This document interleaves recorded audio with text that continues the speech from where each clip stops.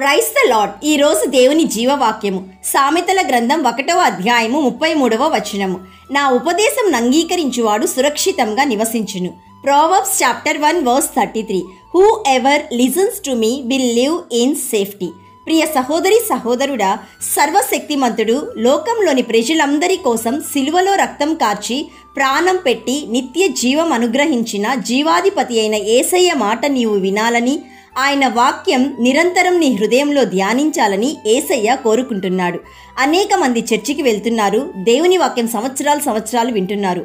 అయితే దేవుని వాక్యానికి స్పందించక వాళ్ళకి ఇష్టమైన జీవితం జీవిస్తున్నారు.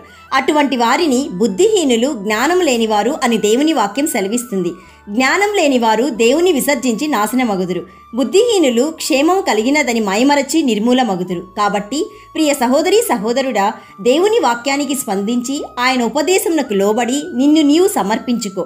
అప్పుడు నీవు ఖచ్చితంగా సురక్షితంగా నివసించగలవు. ఎంత కీడు వచ్చినా భయము లేకుండా నెమ్మదిగా జీవించగలవు.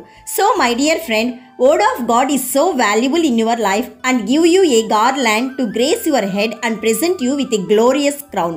కాబట్టి నీవు దేవుని ఉపదేశంను అంగీకరించి దేవుని రాకడకు సిద్ధపడాలని మేము ప్రార్థిస్తున్నాము. నమ్మిన వారందరూ ప్రార్థనలో ఏకీభవించండి. యేసయ్య ఈరోజు మాకిచ్చిన జీవవాక్యంను బట్టి నిన్ను స్తుతిస్తున్నాము. తండ్రి, నీ ఉపదేశము ద్వారా మాకు జ్ఞానమును, తెలివిని, వివేచనము దయచేయమని ప్రార్థిస్తున్నాము.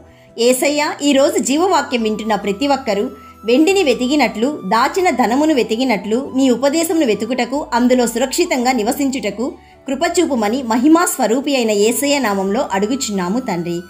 ఆమెన్. God bless you.